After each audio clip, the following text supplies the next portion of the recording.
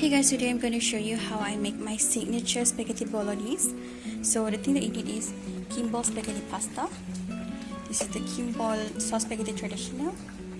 We need meat, any kind of meat or chicken or whatever. But this one, just want to tell you that this meat, we actually grind it ourselves. We don't buy the mince already, like mince in the market. We minced it on our own.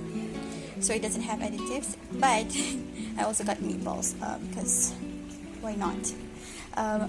We will use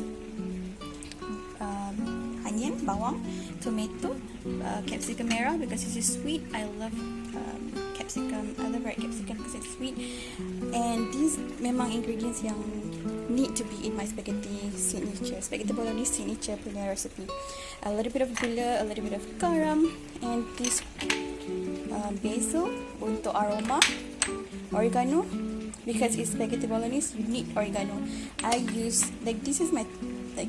already repurchased oregano a lot of times because this is my favorite food. This is my favorite dish. This is my favorite menu, and this is my signature spaghetti bolognese recipe.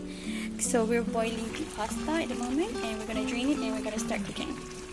So kita letak minyak, lepas tu letak bawang dan kejap. So kita masukkan daging kita lah.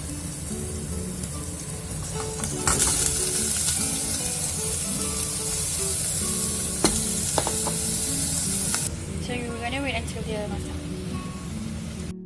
So daging is already done, dah masak. You gotta put your capsicum and also your tomato.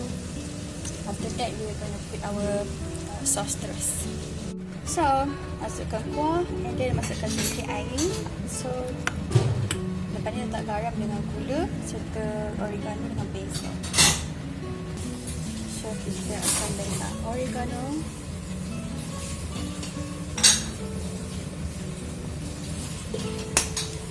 Dan juga basil.